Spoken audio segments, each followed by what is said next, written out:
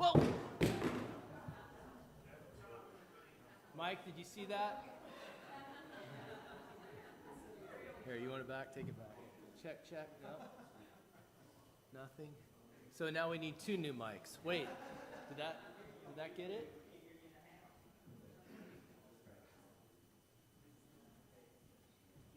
Hello, check. Check. Well, they're scurrying around. Okay, let's open in prayer. We'll get started. Father, thank you so much for this opportunity to share about this short-term trip to Armenia.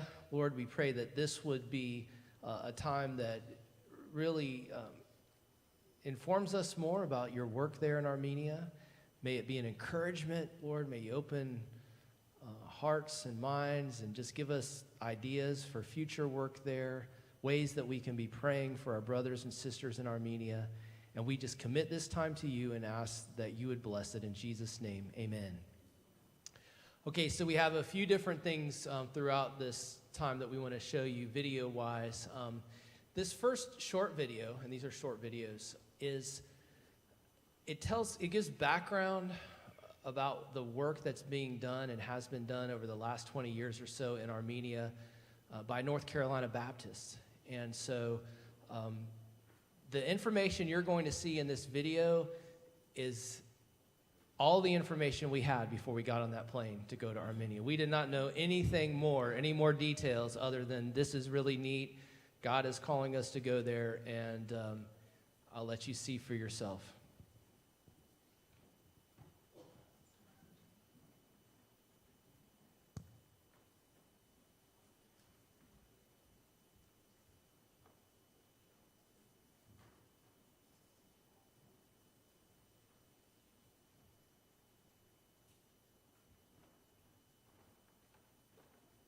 North Carolina Baptists coming to Armenia on mission since 2003 made historical changes for the life of Armenian Baptists.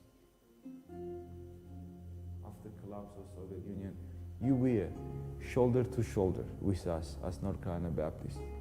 We needed your assistance. We dreamed about having seminary, Center for Theological Education. Now we have it. First project was helping Armenian Baptists to have their own seminary dormitory. And our dream was train new leaders. We started 2001. Today, over 200 students came and they are in a mission field and they are doing great work. This is my life dream. Many years ago, I prayed to study theological seminary. God gave me opportunity. For me, studying theology, it's to improve my pastoring skills and to serve my people bestly for God's glory. Churches who came here, we involved in helping our church planters in the mission field. We had many times vacation Bible school teams, and that was very helpful for our churches. We had medical teams, eye doctors, distribution of medicine. We had construction teams, and it was very helpful for helping us to have church buildings in new planted churches. They brought light into communities. Many people receive hope for future. For us as Baptists, to give hope to the Armenian families, it's everything. And I believe that what you do, it's called from heaven. God is working in many places of Armenia. If we disciple new generation, if we disciple others, it's God's glory. Keep coming. I think you can make still differences in the life of many Armenian Christians.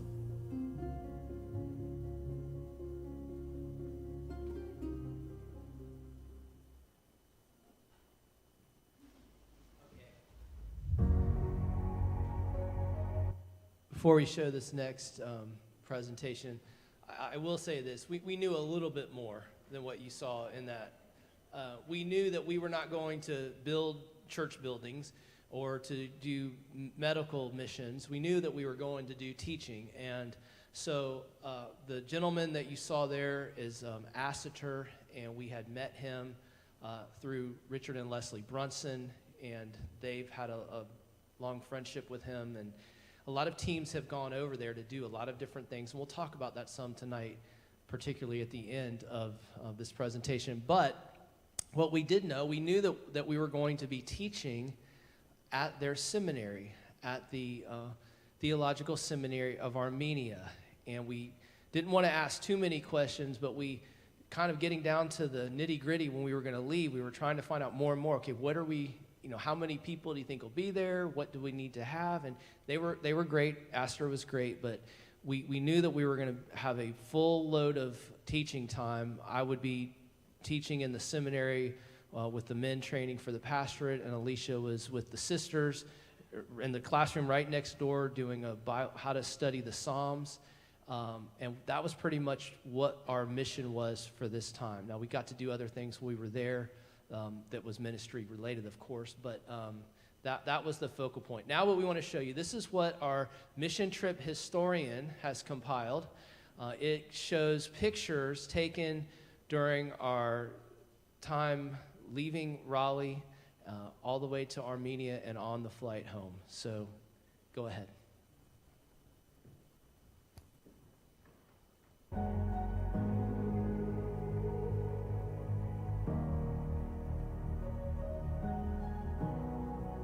Look what you've done.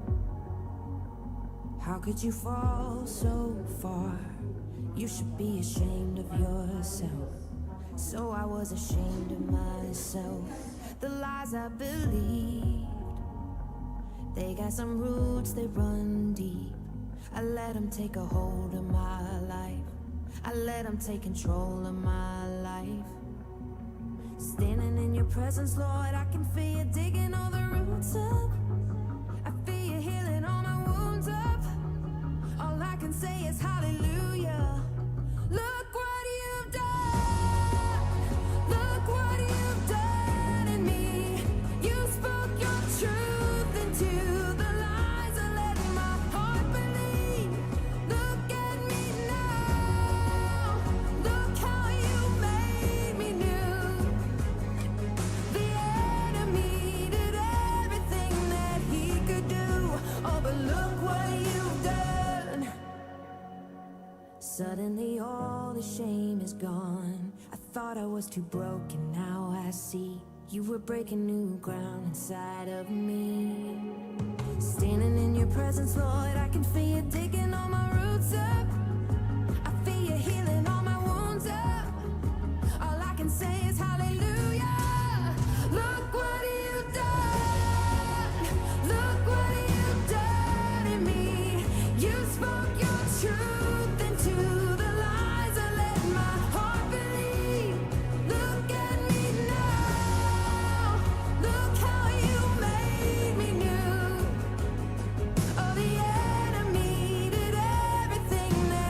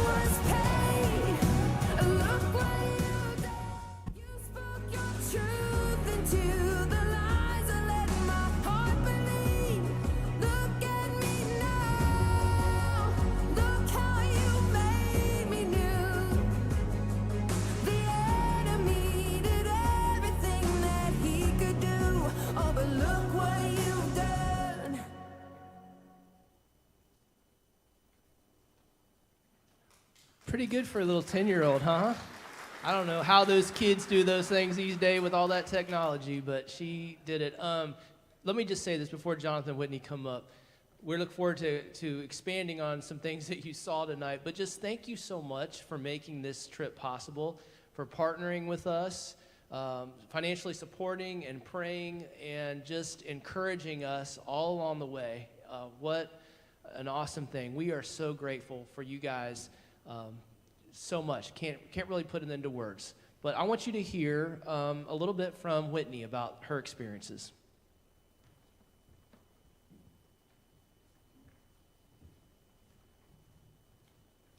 All right, y'all hear me? So that was very great, Whitney. We are so excited to hear your perspective of this, okay? So I got a few questions for you. So obviously it was a huge culture shock from North Carolina to Armenia. So what was the biggest culture shock you had? I'd probably say is that you eat bread every single day, every single meal, and you're kind of expected to. That sounds good to me. I love bread, so I fit right in. All right, so are you able to speak any of the native language? Do we have some pictures, guys? Yeah, so that's Oh, the wow. bread being made. Oh, wow. They put it in this like oven, and then they take it out with this giant like pitchfork when they're done. That looks really good. So are you able to share any of your favorite words or sayings in their native language? I know about one, Barav, which is hello. And as you can tell from the sign, it is very different than English. Oh, yes, it does. Wow, oh, wow. Yes. So what did you miss most about your home here in Sanford? My cat and my leopard gecko. There's my leopard cat? gecko, Cammy, and then my cat, Angel. All right, what were the names one more time? Angel and? Cammy. Angel and Cammy. I'm sure they were happy to see you home. So I noticed the matching shirts. Would you care to explain that? Yes. Well, so my dad and I went to this soccer uniform place, which they would call football. And so we got the uniforms. My dad is home uniform, and mine is away uniform. That's cool. That was really cool. So what was the weirdest food that you tried? Well, on the plate you have, well, next to the plate we had sparkling lemonade. And it had all kinds of citrus and stuff like that. And then we had, I don't really know how to explain it, but it's like meat, and you cut into it, and you put lemon in it. And then, I don't know what the other thing is. And then this, it looks like rice, but it's like rice with cream in it. It was all pretty good, though. It was? So were there any like fast food restaurants or maybe a food that you're used to here in town in Sanford that was a little bit different, maybe a different twist? Well, from that photo, we have the macarons, and they were pretty good. They were definitely different, but they were still pretty good. Baklava was different. It was good, but it was definitely different, and a lot of other sweets. That looks very good. So did you have a favorite landmark or attraction that you visited? So we went to this alphabet statues, and you find your first letter of your name, and so there's one that has both my dad's first letter of his name in it and my first letter of his name in it, so we got a picture of that. And then the next one is one which means Christ, Jesus, I think. Yeah. That is very cool. So other than sightseeing, did you have any downtime? Did you have any free time? Able to have some Whitney time to yourself? Well, when I wasn't taking photos, I was in my mom's Bible study class, and in the one before that, I was actually taking the test for fun. That sounds like you taking a test for fun. Exactly. Right? I mean, it was fun. All right, so do you think you blended in, or were people able to point out right as soon as you walked in, that's an American right there? They definitely could tell we were American. This one guy, he was like a beggar or something, and he comes up to people that are American. And so he started following us. It was interesting. What did you appreciate or enjoy the most about their culture?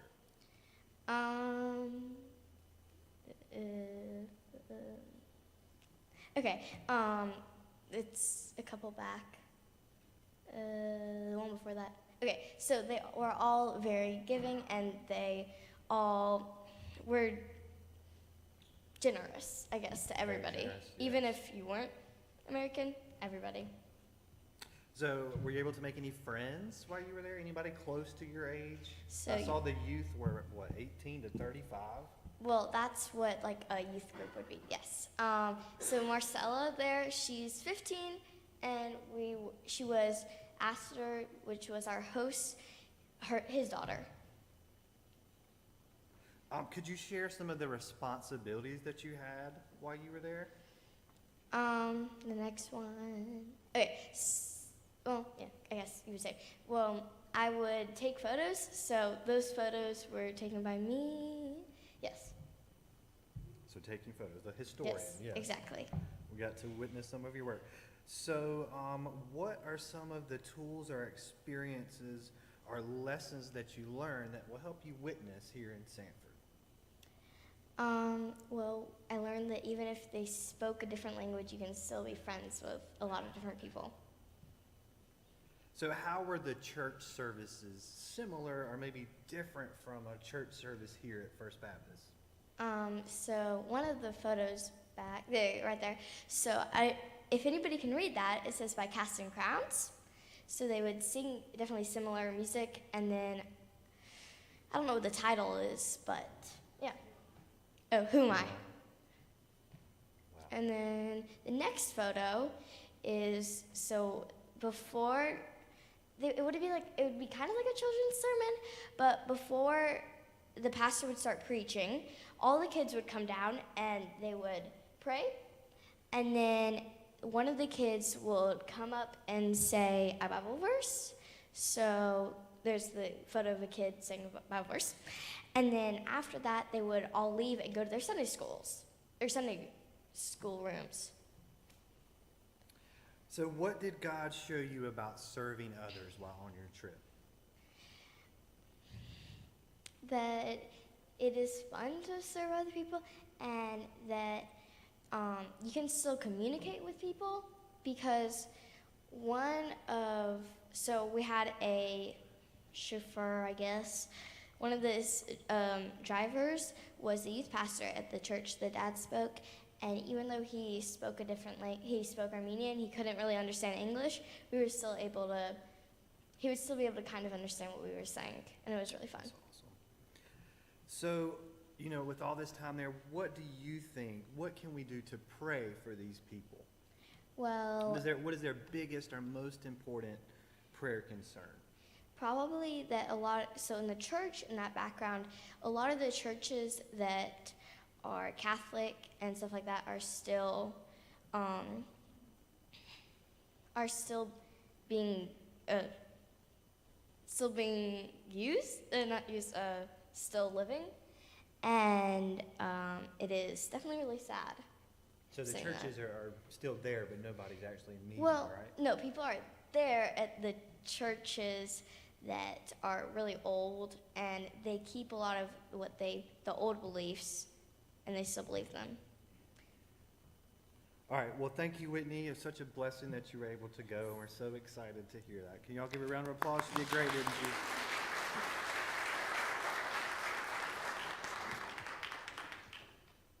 Hey, thank you so much, Whitney and Jonathan. I'm going to ask Alicia and Whitney if you can come up.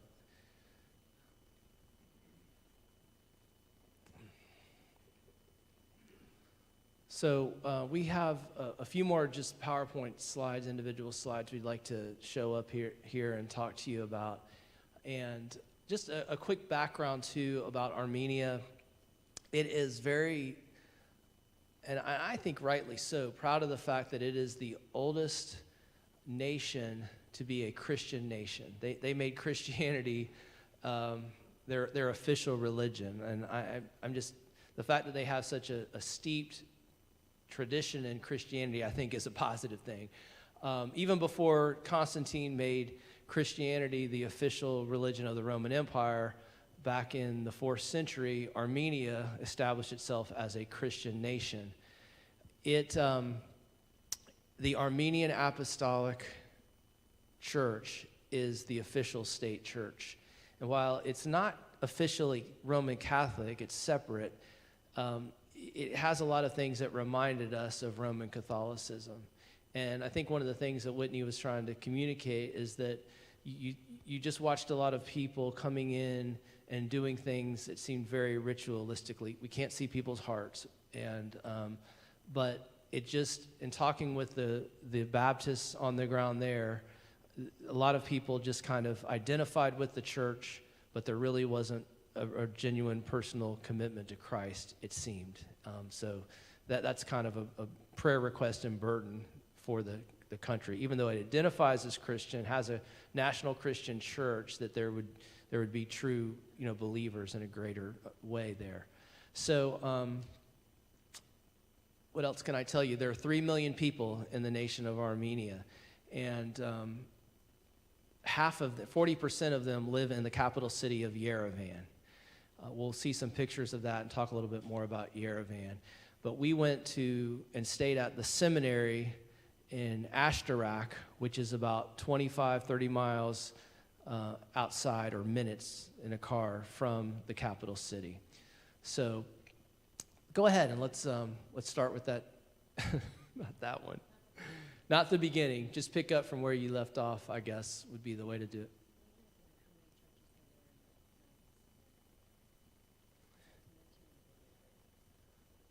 So Assiter said that in the 90s, I believe there was one Baptist church, and now we have over 150. So you're going to go to the students, I believe, or the picture of the seminary. Okay, perfect. Alicia. Okay, so this was the first leg after we got to Philadelphia. Just wanted you guys to see, because I didn't know where Armenia was before we started talking about it. So that is actually Doha, Qatar. And then if you go to the next slide, that shows you from Doha to Yerevan. So that kind of gives you an idea of where in the world we were when we were gone, for those that are geographically challenged like I am. Okay, that's the seminary building. If you'll back up just a moment, that's the housing units. And so when the students come to the seminary, it is a 3-year roughly commitment. These that have been there during COVID have a little bit longer time. But the dining hall is there. I say hall, small area, but the dining area is there. They've got a wonderful chef that takes care of feeding the seminary students, Narina, thank you. And then the men stay on one floor and the women stay on another floor. And it's that floor that we were on, which had also like a large enough room for families that come and stay. So that's this area that we were in. And that's one of the buildings that North Carolina Baptist built, or IMB built that one. I can't remember which of us built. One of us built one building, International Mission Board built the other.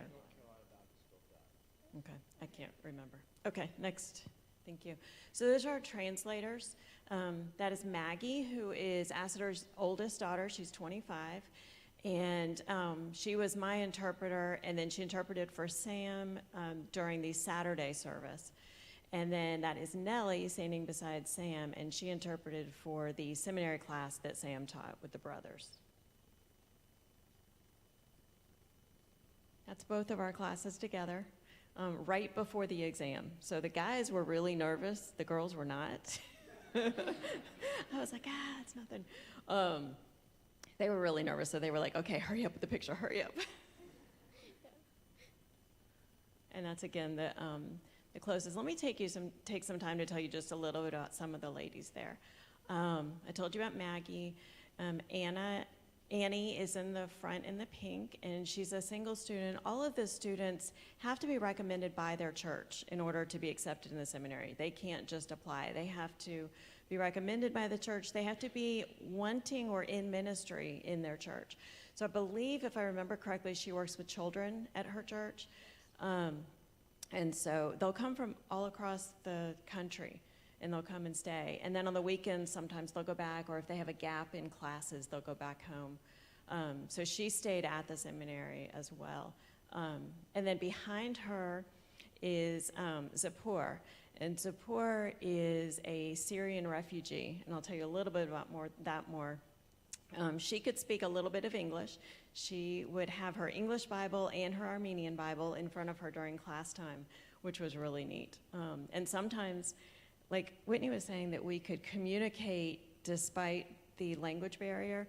And sometimes I would ask a question in English, Maggie would translate it into Armenian, and Zippor would start answering in Armenian, but I could tell exactly that she got what I was asking and answered the question. And it was so neat because we would just look at each other and I'm like, yes, you got it. And then she would translate the full answer in English, but I could tell that, it was just really neat. God was, yes. So she speaks multiple languages. And Russian. Yes, I believe Russian. And her husband he works in Dubai. And so they get to see each other about every 3 months. So yeah, that's a little hard on her, but it's what God has right now for them, and she's so sweet. Then in the front of her is Anna Heat. Anna Heat and her husband, who was actually in Sam's class, they work with the youth at the church that Sam spoke at. And she had a daughter that came as well and spent some time with Whitney, and she did not speak any English. Very little, and so it was interesting, and We use Google Translate. yes, it was really neat, very special. And then behind her is Marine. And Marina is a Kurdish believer. And do you want to explain about the Yazidi Kurds? Okay. So I just didn't want to hog the mic. So the Yazidi Kurds are a nationality, a people group that are part of Armenia that are kind of scorned, kind of shunned. They're not, if you're a Yazidi, you're kind of on the outskirts, sort of. And I'm trying to take what they told me and make sure that I'm understanding it correctly. Yes, absolutely. They believe in gods of fire, ice, the sun, the moon, the stars, like that. Thank you. Almost like Greek mythology, but with a modern twist. And so she and her husband are believers. Her husband went through the seminary in this last session, so about 3 years ago, and she is now at the seminary. And they have 2 young girls that Whitney made bracelets for all of the kids and the children, and they had crosses on them, and just really neat. But she and her husband are, okay, sorry. And then next is Lilit, thank you. And she just had a baby 3 weeks ago in the yellow. Her husband was also in the seminary, and then Zemfira, and she also spoke English. So we had 2 that spoke English. Zemfira spoke really well. Yes, and Zemfira and Whitney became best buds. So, all right, next picture, and I won't go that much on that time. That's just in our classroom studying. They're looking, and then I would just have them read sometime. And it was beautiful to just listen to them read in the Armenian while I was reading in my English. Okay, that's at the Syrian church. So we got in about 3 o'clock in the morning, Monday morning, and Asador, as he was taking us to the seminary, told us kind of our plan. And he said, and Alicia, Wednesday, you're going to be speaking at the Syrian, Thursday, at the Syrian Women's Study. And I went, okay. What do you want me to talk about and how long? And so he said, I'll find out from the pastor there in, I don't know, 1 hour, maybe 2 hours. I don't do public speaking very well. I was kind of panicking, but I knew that you guys were praying. I'm like, okay, I know that I have people here praying and it's going to be okay. It's going to work out. I had a wonderful time. There were probably about 150 or so ladies at this. They all were refugees from Syria, been here about up to 7 years. Some were refugees from Lebanon that came up to me afterwards. Some spoke broken English. Some didn't speak any and didn't come say to me, say anything to me, which is fine, or maybe said hi as they left or goodbye. But it was just really neat. God used that time, I think. I looked out over the crowd beforehand, and I had been listening to them singing in Armenian, didn't know any of the words at all. But I could hear when they would say Jesus Christ. I could just tell, I picked up on what that was. And just looking out there, I said, I have seen a glimpse of heaven today, because, God is gathering people from every nation, and it was just beautiful and amazing to be there. So, the Syrian housing, that's our view from outside the dormitory, the seminary that we were in. Those are Syrian, it's like apartment buildings or condos, or where those are Syrian refugees that have been there, like 3 generations of Syrian refugees are in that building.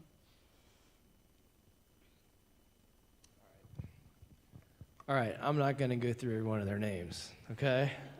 I'm going to show you a couple of pictures later on about 2 of the guys that I got to know really well. And yes, I did know their Armenian names when I was teaching the class. But basically, this is right before they're going to have their exam, so they don't look very happy, do they?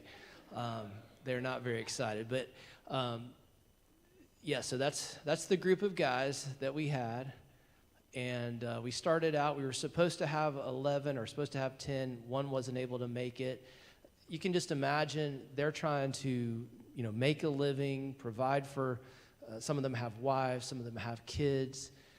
I would say more than half, though, were probably single guys. And the seminary, Theological Seminary of Armenia, does have a donor that provides for their faculty. And these guys will get some stipends from their church. So there is other support there, and the cost of the seminary education is greatly defrayed because of this benefactor that supports the seminary every year. But you can go on. Next slide. And as we're taking that 3 a.m. car ride, and Alicia learns about going to the Syrian church to speak for 1, maybe 2 hours, our dear brother, good friend Asiter says, oh, and Sam, you're going to be, of course, doing the devotional every day before we start our classes. And there's also going to be a special chapel service on Wednesday. So I said, okay, all right, we'll do it. And like Alicia said, we had music at the early morning devotional, and then a short time in the Word and some prayer. But even though we could not understand what they were singing, boy, what an experience to be around people that just love Christ, and whatever language they're singing in, it's a great experience to be there and be a part of it. So that was Nellie there. She did a great job helping me translate, and we did have the devotionals every morning. On the next slide, you'll see Vaso. Vaso was one of my students for this class, Introduction to Apologetics. Vaso is from Georgia. And Vaso, he spoke about 8 words of English, maybe. Wonderful brother. The other brothers just love him. Great young man that highly involved in ministry, not just at the seminary, but at Center Baptist Church, which we're going to show you some pictures of in a second. And there is one of these guys that I was referring to. This is Misak. And this is during our time when Misak was, after seminary classes at the end of the day, late in the afternoon, serving as a tour guide. And he spoke English and Armenian. He grew up in Los Angeles. His father ended up moving to Armenia when Misak was a probably 10 or 12-year-old boy. And his sister came over as well. Mama wasn't allowed to or able to come initially. So that they had some challenges in their family. Mom was able to join the family. But Misak, boy, what a great young man. Not just because he could be our guide and help us. He just, like these other people that are there that are connected with the seminary, just a hunger to learn and to grow and to want to be used by God. It was just a great experience meeting him. His dad is a pastor of a church in Yerevan, and we don't know, Misak's not sure what God has for him. He knows his dad, would love for him to be the pastor of that church someday, but I'm going to be excited to see how God uses Misak. There we are in one of these many churches that are across the land there, and they're not, many of them are quite small. To me, it just seems very Roman Catholic in nature. I'm not an expert on Roman Catholicism, but some of the things that are there just seem to be very indicative of the type of Roman Catholic liturgy, the other things that would be associated with that type of worship practice. But anyone is welcome to come in. And at this particular church, look at the next slide. I think it gives you a faraway view of it. There's that church from the outside. You look at that and you think, well, how can they have a church service here? How can you can maybe fit 8 people inside? But they use these church buildings. What did we learn? That there was a christening that had been there, and so many people will come and they'll gather outside right afterwards after we left. So that's something that was kind of a common thing that we came across during our time there. And there I am with Asiter in downtown Yerevan. Yerevan is a very European-type capital city. Although Armenia is a developing country, when you are in the capital city of Yerevan, it does not feel like a developing country. There are many, many late model, expensive SUVs, sports cars. It just Western hotels, and it's there's just a lot of wealth. It's the seat of the government, of course, but there are a lot of corporations that have offices there, and so it seems, economically, of course, you can see a divide even when you're walking the streets there, but it's a very safe place, and I don't know all the reasons for this, but I felt safer there at night in downtown Yerevan that I felt most places I've lived and been in the United States. Violent crime is unheard of. You just don't hear about it in the capital city, and even less of it happens away from the capital city. So I think there's a combination of reasons for that, but that was nice, at least, to feel that you were safe when you were there. And there we are. Alicia and Whitney and I were taken down to Yerevan one late afternoon by these gentlemen, Misak, and there's Armand.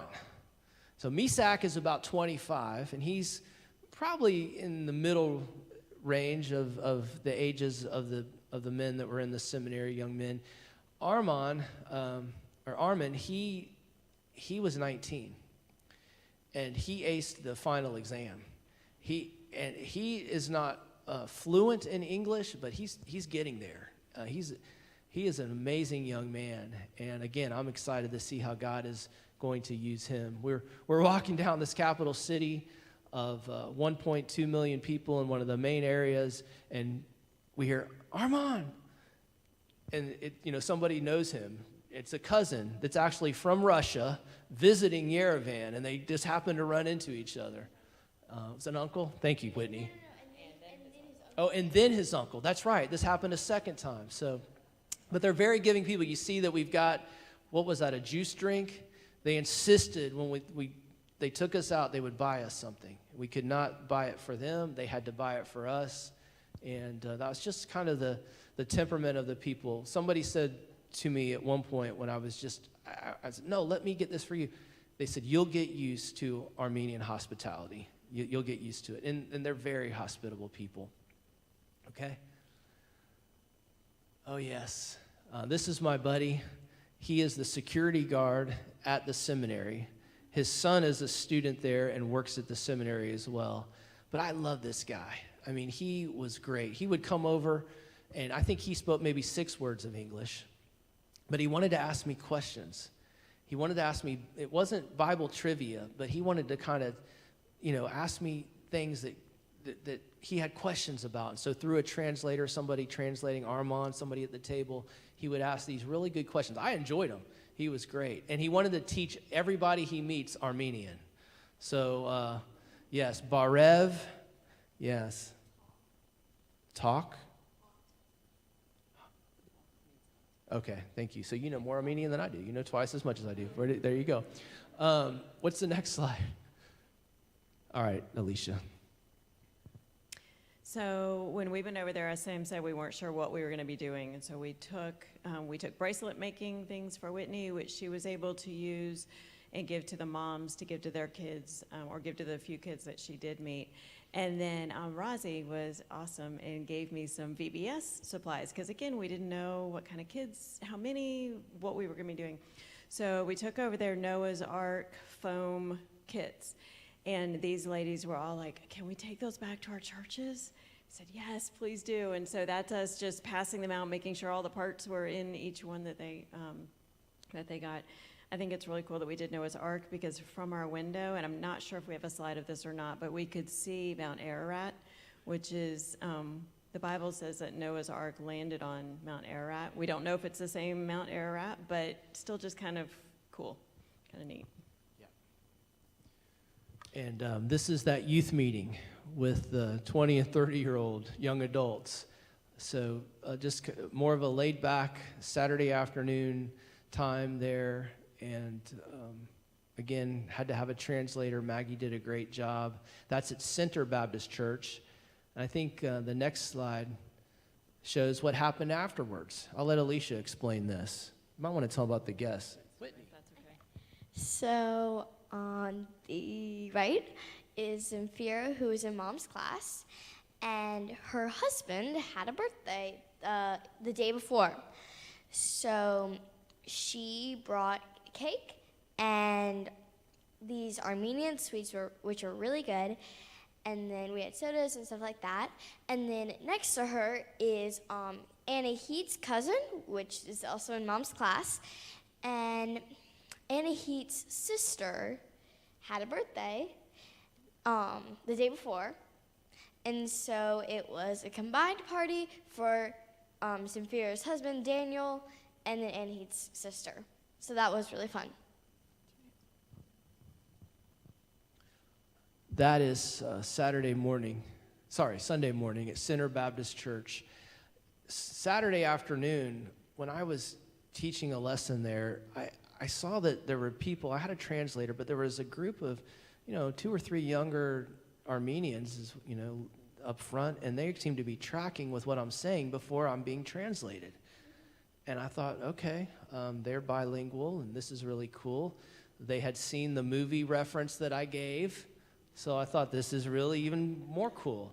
And then afterwards, they come up, and they introduce themselves, and they actually live in New Jersey, and they were visiting their cousins in Armenia. And so that was really neat that we got to connect with them. They were surprised to find us there at the youth meeting.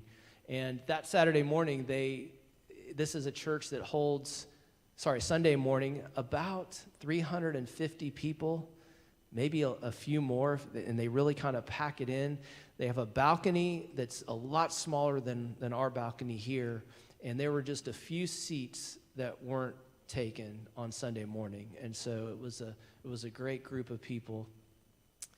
And I don't know if we have any other pictures of that. There we go. Alicia, you want to explain who that is? Okay, this is Levon. Levon is Asader's son. So you've now met all of Asader's children. Levon, he's 22 now. Yeah. Okay, Armenia was hit very recently with a war. And many of the young men in Armenia went to war. This was the fall of 21? Fall of 20. Yeah, and it ended in 21. No, it's only 44 days. So it was 21. Okay. So it was in the fall of 2021. And Levon had gone to war, as had Daniel, the man who had the birthday, that was the husband. several of the churches lost some of their church members to the war. Levon lost several friends to the war, and what? Almost all of them. Almost all of them. So that's another way that we can be praying for them, is these young men are grieving, so with the why am I here and why was I not part of that, and then just the loss of their friends as well. And this particular church, like I said, did lose several young men as well to this. But Levon, and we've got someone else, but he's not in that picture, sang a song in English. It sang the Cross and Crowns, that guy. Okay. Anyway, they sang an English song during the church service. So they do English and Armenian based on who they know is going to be in the service. And so knowing that we were going to be there, they sang the song in English for us. So, okay, there I am with Asiter, and Asiter is the senior pastor of Center Baptist Church, and they have several other pastors there on staff. And my message that morning, I didn't want to go too long, and he said, no, here's the range. It was good. It was about 40 minutes total, right? Maybe 45. So you cut that in half. I know you guys wish I would do 20-minute sermon here, so I did a 20-minute sermon there, but I don't do that here. But he said, actually, we'll usually have two messages. I said, really? He said, oh, yes. He said, because of COVID, the people in the church feel like they missed out during that time period when we couldn't gather. So they've asked if we can do 2 messages every Sunday morning. So I've asked Lee and Jonathan if we can start doing 2 No. Anyway, so that was a great experience. There we are at Lake Savon with one of those ancient churches in the background. Some of these church buildings, they believe, go back to the 11th century. I think that one might have been like the 12th or 13th century. Just incredible to see, amazing.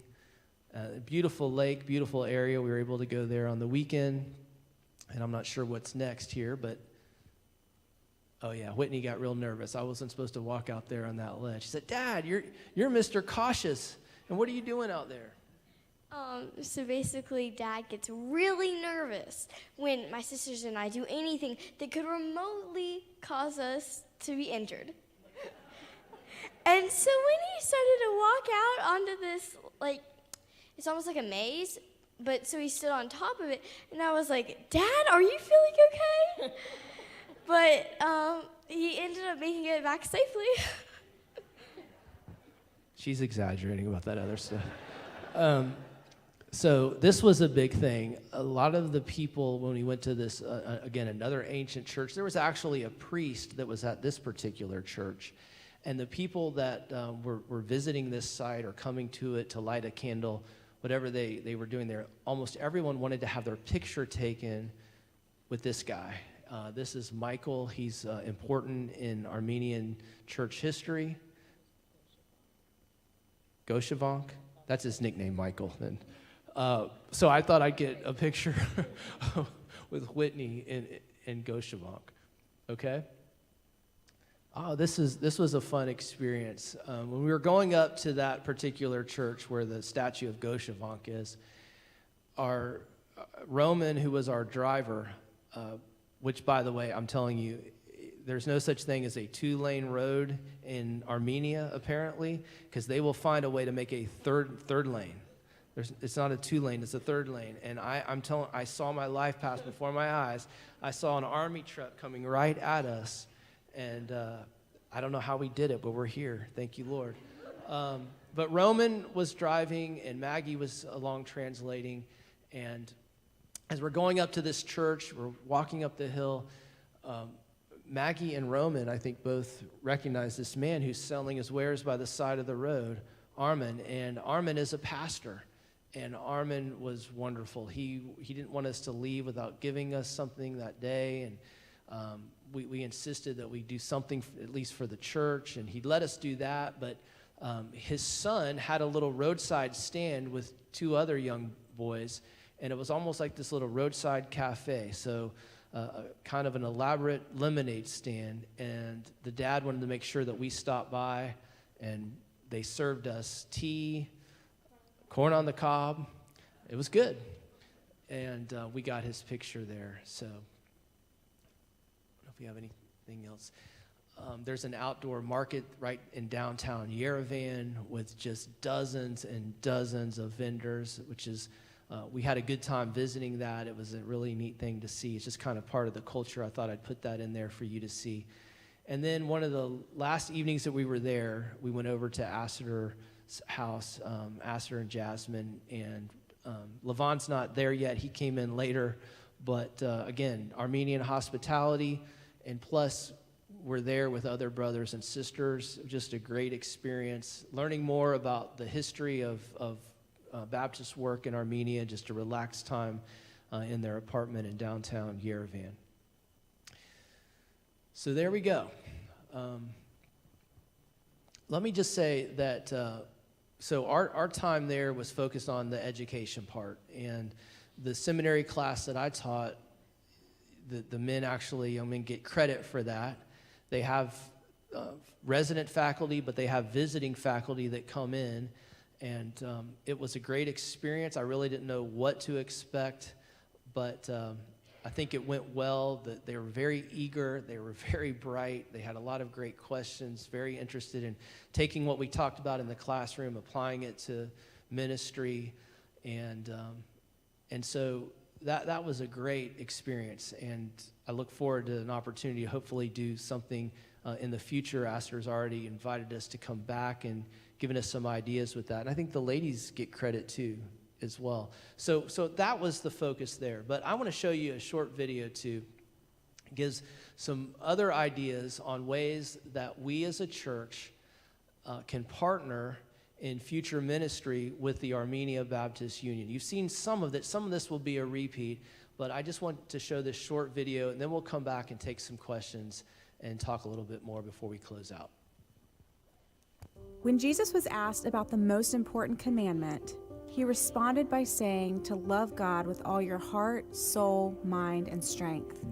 And then he added to love your neighbor as yourself. Loving God and loving our neighbors means being known by love. The North Carolina Missions Offering helps men, women, and students get involved in missions projects in North Carolina, across the United States, and around the world. Partnerships through Baptists on Mission include VBS, medical outreach, evangelism, construction projects, agricultural missions, and a host of other opportunities to demonstrate Christ's love. Consider Armenia, the oldest Christian country in the world, yet tragically 70 years of communism all but destroyed the church. Because you pray, give, and you go, we've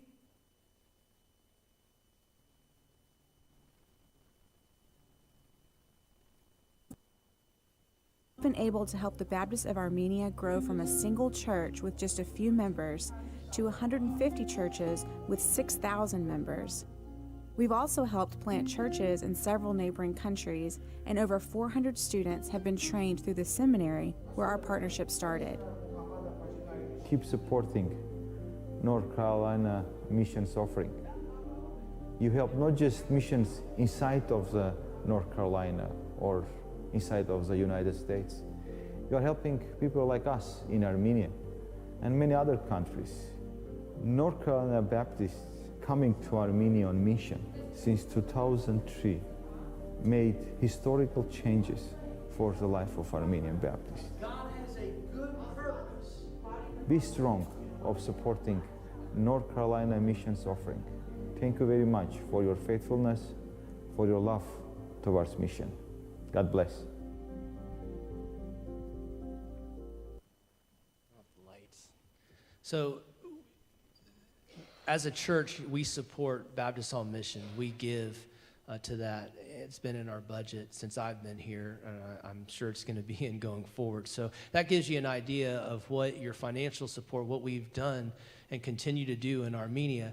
And by the way, your giving and support not only made our trip possible, but because you gave so much above and beyond, those monies are also going to help with church planting, with other things that the Baptist work there in Armenia is doing. So thank you so much. And we're just so grateful and humbled to be a part of this work. So, do y'all have any questions for us? I know we're coming up against the 6 o'clock hour, but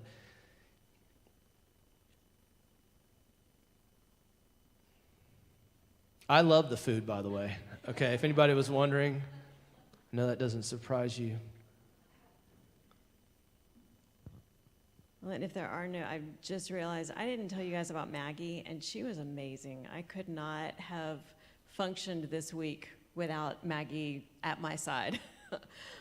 Just a really sweet girl, and God is using her in great ways. And this was the first seminary class that she had translated for, and she would just look at me throughout the week and say, I am loving this. I am learning as much as these kids, but these students are, she ate it up as well. And so I just want to thank you again for allowing us to go and helping us to go, and just ask that you continue to pray for our new brothers and sisters across the world.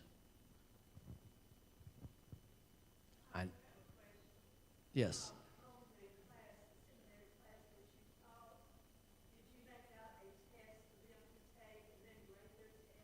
Yes.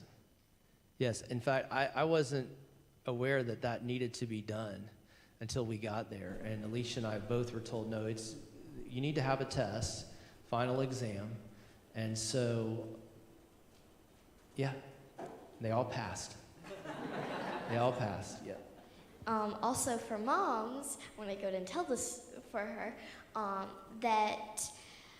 so since mom didn't know that, she came in, she said, okay, there's gonna be no tests, don't worry about it. The next day that night she learned that there had to be a test. In the morning, she started out her class with, I lied.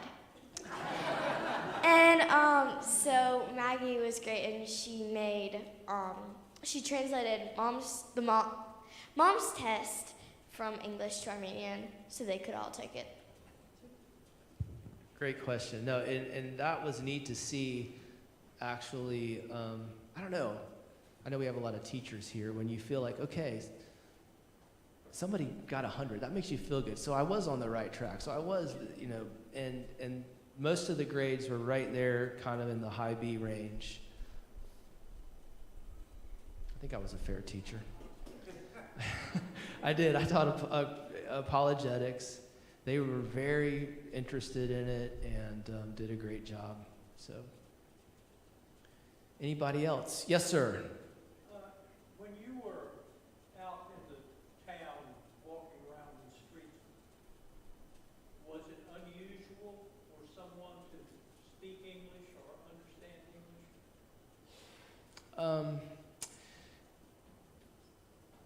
In general, the answer is yes.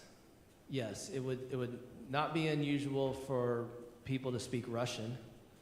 They were a Soviet bloc country until the wall came down, and so Russian is commonly spoken.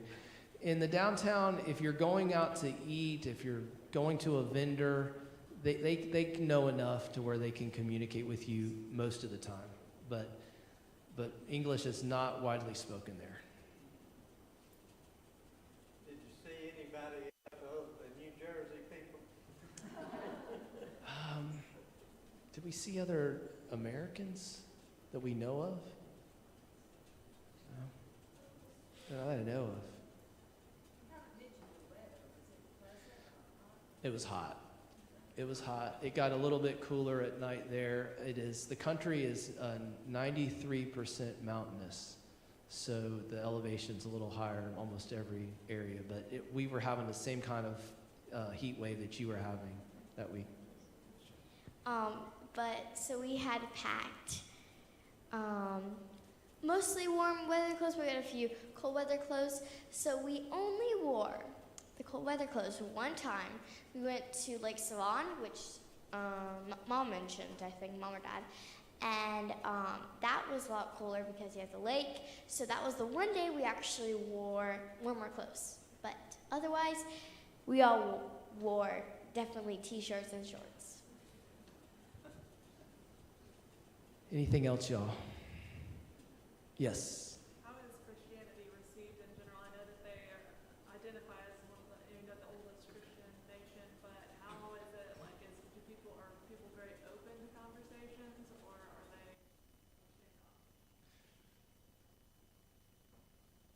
I would say there's really, other than it just being like, we spent a lot of time in the capital city, and of course there's a language barrier, so we wouldn't really be able to engage that much directly, but everyone was, I think, was just focused on getting to where they needed to be. Pretty fast-paced life. So I think evangelism would have challenges just from that standpoint, but I don't think Baptists are viewed as anything really strange.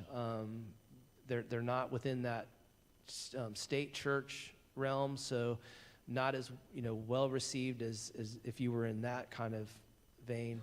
But Armenia is the only Christian country, and it's surrounded by all Islamic countries. And it kind of creates a unique relationship with Russia.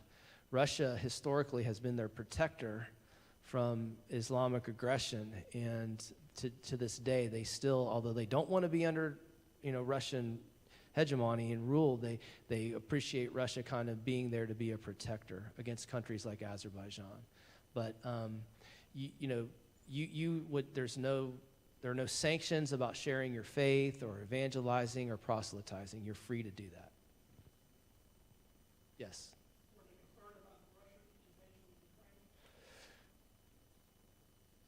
I don't think so. I think the concern, like Alicia alluded to, would be more about the continuing aggression, a war with Azerbaijan than Russia. I'm sure, I can't speak for everybody there, obviously, but the sentiment seemed to be that Russia really didn't have an interest in coming into Armenia. That really didn't seem to be something that was on the horizon to take over or to threaten them. Does that answer your question?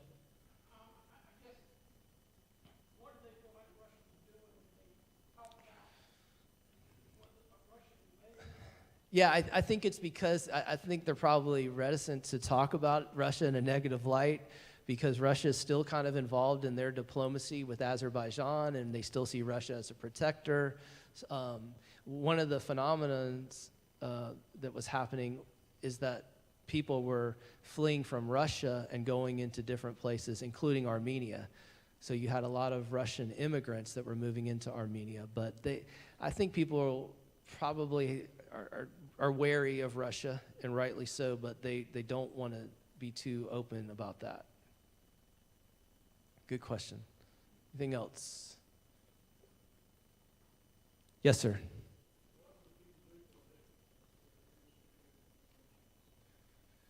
So one of the big industries there is the wine industry.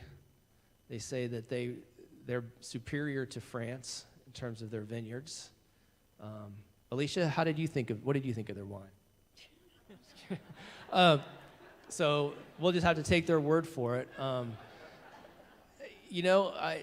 think it's a developing country, and we saw the upper side of that. We saw, Ashtarak. You can tell you see a lot more poverty in where the seminary is located, but they're trying to make a living and to eke out a living any way they can out in the countryside.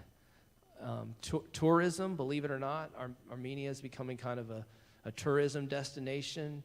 Yerevan, the capital, is becoming a retirement destination for people in that part of the world. So they're hoping that they can have a even greater thriving economy.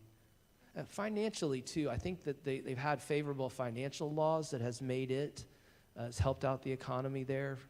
So. Also, a lot of people make money through flea markets, and there are a lot of markets there, I guess, so a lot of merchants. Very good. Very good.